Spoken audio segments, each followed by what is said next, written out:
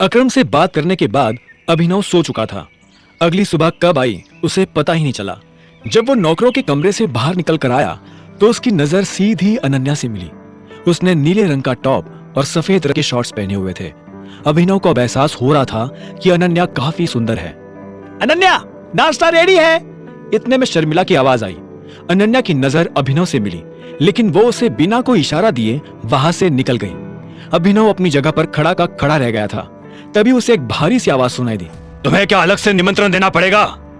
यह आवाज और किसी की नहीं बल्कि हरदेव पाल सिंह की थी। वो नाश्ता करने के लिए पहले ही टेबल पर आकर बैठ गए थे। अभिनव हिचकते हुए उनकी तरफ बढ़ा और बोला, गुड मॉर्निंग। आजकल तुम्हें मॉर्निंग्स कुछ ज्यादा ही गुड नहीं लगने लगी है? इससे पहले इतने अच्छे बिस्तर पर सोए नहीं क्या? शर्मिला ने ब्रेड पर मक्खन लगाते हुए कहा। हरदेव ने अभिनव को बैठने का इशारा किया और अभिनव अनन्या के बगल वाली कुर्सी खींचकर उस पर बैठ गया। नाश्ते के लिए थैंक यू, अभिनव ने दिल से कहा। अनन्या, कल रात अभिनव कहाँ सोया था? इतने में हरदेव ने अनन्या की तरफ देखते हुए पूछा। अनन्या इस सवाल को सुनकर सक पका गई, लेकिन उसने अपना सिर नीचे रखा और कंधे उचकाते हुए बोली, मुझे नहीं पता। इससे फर्क भी क्या पड़ता है? वैसे भी इन दोनों की शादी कहाँ हुई है? शर्मिला ने बीच में आते हुए कहा। हरदेव ने पहले शर्मिला को देखा, उसके बाद अनन्या और अभिनव को देखते हुए बोले, अभिनव आज अनन्या के साथ कोर्ट मैरिज करेगा, दोनों रेडी रहना। यह सुनते अनन्या के होश उड़ गए। उसने कहा, दादाजी प्लीज, मैं अभिनव से शादी नहीं करना चाहती हूँ। यह सब तुम्हें इसके साथ एक ही बिस्तर पर रात गुजारने से पहले सोचना चाहिए था। तुम्हें तो इस घर के कायदों के बारे में मालूम ही होगा। ऐसा नहीं है कि यह कायदा सिर्फ तुम्हारे ऊपर ही लागू हो रहा है। लेकिन पापा जी, ये सारे नियम काफी पुराने हो चुके हैं। मुझे नहीं लगता कि आज की मॉडर्न टाइम में भी हमें इन्हें फॉलो करना चाहिए। वैसे भी आजकल इंडिविजुअल्स का जमाना है। ऐसे में अनन्या को ये फ्रीडम मिलना चाहिए कि वो जिससे शादी करना चाहे कर सकती है, शर्मिला ने कहा। हरदेव ने उसे एक पल के लिए घूरते हुए देखा और बोला, अभिनव, तुम अपने सारा सामान लेकर इस घर में आ जाओ और कोर्ट मैरिज की तैयारी करो। और हाँ, अब से तुम दोनों एक ही कमरे में पति पत्नी की तरह रहोगे। हरदेव की आवाज में जो गंभीरता थी उससे हर कोई घबरा गया था। फिर भी शर्मिला ने हिम्मत करते हुए कहा, अच्छा, अगर आपने फैसला कर ही लिया है तो मैं भी आपको बताना चाहती हूँ कि जिसे आप अपना दामाद बनाना चाहते हैं वो असल में कैसा आदमी है। इतना कहते ही शर्मिला ने अपना फोन निकाला और उस पर वही वीडियो चला दिया जिसमें अभिनव मारपीट करता हुआ नजर आ रहा था। और उसने आगे कहा, ये देखिए, आपका सो कॉल्ड दामाद पब्लिक के बीच में ये कैसा काम कर रहा है। अब क्योंकि आपने लोगों के बीच में ये अनाउंस कर दिया है कि इन दोनों की शादी होने वाली है, तो इस वजह से अनन्या का भी नाम खराब हो रहा है। अभिनव ने अपनी तरफ से सफाई देने की कोशिश करते हुए कहा, मैंने ये सब जानबूझकर, लेकिन इससे पहले कि वो अपनी बात पूरी करता, हरदेव ने वीडियो देखा और जोर से चिल्लाते हुए कहा, शट अप! मुझे पहले से पता था तो किस तरह का आदमी है। पता नहीं अनन्या को तेरे अंदर क्या नजर आया। अभिनव को यह सुनकर बुरा लगा।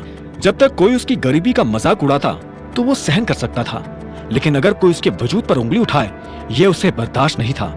उसके सामने जो नाश्ता रखा हुआ था अब उसे वो भी खाने की इच्छा नहीं थी। उसने गहरी सांस ली और हरदेव की तरफ देखने लगा। हरदेव ने आगे कहा, खैर, मुझे इस चीज से कोई मतलब नहीं है। शर्मिला, इंडिविजुअल्स का जमाना है। तुम्हारी बेटी ने अभिनव को चुना है, ऐसे में मैं उसकी इंडिविजुअल चॉइस के आड़े नहीं आना चाहता हूँ। और तुम में से किसी ने भी परिवार का नियम बदलने की सोची तो? इतना कहकर हरदेव सब लोगों की तरफ देखने लगा। किसी की आगे कुछ कहने की हिम्मत नहीं हो रही थी। हरदेव ने आगे कहा, अनन्या, जो 2 कंपनीज तुम्हारे अंडर चल रही है उन्हें मैं सनी को दे रहा हूँ। तुम अब आगे सिर्फ वही कंपनी संभालोगी जो तुम्हें विरासत में मिली थी, उसके अलावा कुछ नहीं। इतना कहकर हरदेव पाल सिंह ने पानी पिया, अपनी जगह से उठे और निकल गए। अनन्या की आंखें आंसुओं से भर आई थी। शर्मिला को भी गुस्सा आया और उसने उबलते हुए कहा, नहीं, वो इस तरह से मेरी बेटी से सब कुछ नहीं छीन सकते। वो मेरी बेटी के साथ इस जैसे आदमी से शादी कराने की जबरदस्ती नहीं कर सकते। मेरी बच्ची, बेचारी मेरी बच्ची का क्या होगा? इस फक्कर के साथ रहकर वो क्या खाएगी, कैसे रहेगी? अभिनव जानता था कि शर्मिला बहुत बड़ा चढ़ाकर बोल रही है। उसने धीरे से कहा, मैं उसका और अपना दोनों का ध्यान रख सकता हूँ। मैंने अकरम सर से भी बात की है, वो तुम्हारी मदद करने के लिए तैयार है। बदले में उन्होंने मुझसे कहा कि मुझे मैनेजर की पोस्ट छोड़नी पड़ेगी। झूठ मत बोलो अभिनव, शर्मिला ने तुरंत कहा। एक सेकंड शर्मिला, अभिनव, तुम्हारा मतलब है कि तुम्हें अकरम की कंपनी में नौकरी मिल गई थी? राजीव के सवाल के जवाब में अभिनव ने हाँ में सिर हिला दिया। शर्मिला ने कहा, मैं मान ही नहीं सकती। उधर अनन्या अभी भी रोए जा रही थी।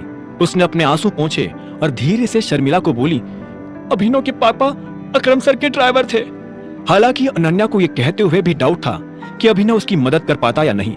इस खबर को सुनकर राजू और शर्मिला हैरान हो गए और एक साथ बोले, अकरम इस लड़के को जानते हैं? अकरम इस लड़के को जानते हैं? अनन्या ने हाँ में सिर हिला दिया। वो दोनों खुले मुंह के साथ अभिनव को देख रहे थे। अभिनव ने अनन्या से कहा, चले? कहाँ चले? तुम्हारा दिमाग तो खराब नहीं हो गया है? अनन्या ने बिगड़ते हुए कहा और टेबल से उठकर घर से बाहर निकल गई। ये देख अभिनव हैरान हुआ और उसके पीछे जाते हुए बोला, अनन्या सुनो, अनन्या। आखिर में जब अनन्या अभिनव की गाड़ी के सामने रुकी तो वो भी उसके पास जाकर खड़ा हो गया। अनन्या अभिनव की गाड़ी को देखते हुए बोली, ये तुम्हारी गाड़ी है? अभिनव ने मुस्कुराते हुए कहा, हाँ, क्या मैं तुम्हें इसमें राइड पर लेकर जा सकता हूँ? इस डस्टबिन में? अनन्या, ये बहुत अच्छी गाड़ी है। हाँ, बाहर से थोड़ी गंदी दिखती है, लेकिन एक बार तुम अंदर बैठकर तो देखो, तुम्हें मजा आ जाएगा। चलो ना, मैं तुम्हें लेकर चलता हूँ। अनन्या ने कुछ देर के लिए उस गाड़ी को देखा और बोली, तुम्हें ये गाड़ी भी अकरम सर ने दी होगी? तुम ये सोच भी कैसे सकते हो कि ये गाड़ी तुम्हारी है? ये तुम्हारी कंपनी की गाड़ी है और तुम इसे ऐसे लेकर इधर से उधर घूम रहे हो? इस गाड़ी में जाने से अच्छा है कि मैं अपनी गाड़ी में चली जाती हूँ। Thank you. और इतना कहकर अनन्या अपनी गाड़ी की तरफ बढ़ने लगी। अभिनव सिर्फ उसे जाते हुए देख रहा था, वो उसे नहीं रोक सकता था। अभिनव भी उसके पीछे ऑफिस पहुंचा। वो आने में थोड़ा लेट हो गया था, इसलिए जेनी ने उसे सुना दिया। अभिनव जेनी से इस बात का बदला लेना चाहता था, लेकिन आज नहीं। आज उसे बहुत काम था। ना सिर्फ उसे अनन्या का काम करवाना था, बल्कि उसे मैरिज रजिस्ट्रार के पास भी जाना था और उसके बाद रीयूनियन में भी जाना था।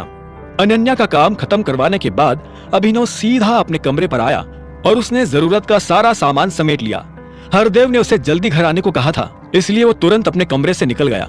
जब वो अनन्या के घर पहुंचा तो उसने देखा कि घर की पार्किंग में सिर्फ अनन्या की गाड़ी खड़ी है। हरदेव, राजीव और शर्मिला घर में नहीं थे। सनी भी वहां नहीं था। ऐसे में घर में शांति थी। अभिनव को यह शांति अच्छी लगती थी।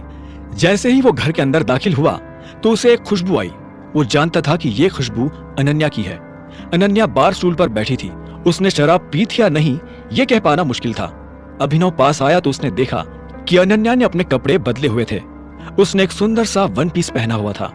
जैसे ही अनन्या की नजर अभिनव से मिली तो उसने कहा, मैं तुम्हारा ही वेट कर रही थी। और उसने अपने ग्लास में थोड़ी शराब डाल ली। मैं तैयार हूं, चले? इस तरह के कपड़ों में तो मैं तुम्हें अपने साथ नहीं ले जाने वाली हूँ। थोड़ा तो मेरी इज्जत का ख्याल करो। वहां कुर्सी पर एक सूट रखा है, उसे पहन लो। मैं तुम्हारा वेट कर रही हूँ। थैंक यू, अभिनव ने मुस्कुराते हुए कहा और सूट की तरफ बढ़ने लगा। उसे उम्मीद नहीं थी कि अनन्या उसके लिए सूट लेकर आएगी। शायद वो उतनी भी बुरी नहीं थी जितना अभिनव सोच रहा था। उसने तुरंत अपने कपड़े बदले, सूट पहना और बाहर आ गया। अभिनव बहुत हैंडसम लग रहा था। उसका सूट देख ऐसा लग रहा था जैसे ये खास उसी के लिए बना हो। अनन्या ने जब उसे देखा तो वो देखती ही रह गई। इससे पहले कि अभिनव उसे अपने आप को देखते हुए देखता, अनन्या ने अपना सामान लिया और गुस्से में दरवाजे की तरफ बढ़ने लगी। पर उसे पता नहीं था अभिनव उसे देख चुका था। वो भी मुस्कुराते हुए अनन्या के पीछे पीछे जाने लगा। जैसे ही वो दरवाजे के बाहर आया तो अनन्या ने कहा, तुम अपने ऑफिस वाली गाड़ी से आना। मैं तुम्हें अपने साथ नहीं ले जाने वाली हूँ और ना ही तुम्हारे उस डस्टबिन में बैठने वाली हूँ। रजिस्ट्रार के ऑफिस पर मिलो।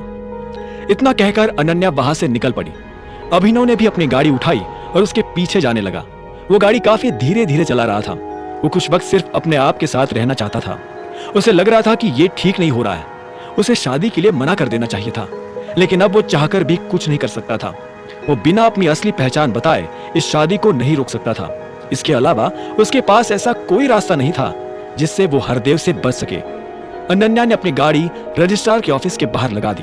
अभिनव ने भी अपनी गाड़ी लगाई और दोनों अंदर की तरफ बढ़ने लगे। अंदर जाकर थोड़ी फॉर्मेलिटीज के बाद रजिस्ट्रार ने कहा, यहाँ साइन कर दीजिए, और पेन उन दोनों की तरफ बढ़ा दिया। अनन्या और अभिनव एक दूसरे को देख रहे थे। दोनों साइन नहीं करना चाहते थे, लेकिन उनकी मजबूरियों ने उन्हें इस जगह लाकर खड़ा कर दिया था जहां उन दोनों के पास पेन उठाने के अलावा और कोई चारा नहीं था। अभिनव ने अपनी नजर नीचे की। अनन्या ने पेन उठाया और साइन कर दिया। जब अभिनव और अनन्या बाहर आए तो अभिनव के हाथ में उनका मैरिज सर्टिफिकेट था। अनन्या उस सर्टिफिकेट को हाथ भी नहीं लगाना चाहती थी। उसने अभिनव से कोई बात नहीं की और अपनी गाड़ी लेकर निकल गई। इधर अभिनव को भी देर हो रही थी। उसे रियूनियन के लिए जाना था और उसके पास कपड़े बदलने का वक्त नहीं था। ऐसे में वो उन्हीं कपड़ों में रियूनियन के लिए निकल गया। जैसे ही अभिनव होटल के दरवाजे पर पहुंचा तो उसने देखा कि हरीश कामिनी नाम के एक लड़की के साथ बाहर आ रहा था।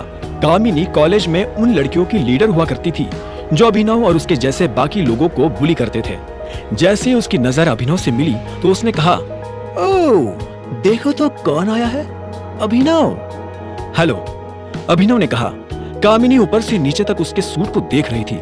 इतने में हरीश ने कहा, बहुत बढ़िया सूट पहना हुआ है। मुझे तो लगा था कि तुम आओगे ही नहीं, क्योंकि डिलीवरी वालों का टाइम फिक्स नहीं होता ना, उन्हें कभी भी डिलीवरी के लिए बुला लेते हैं। क्या ये डिलीवरी बॉय है?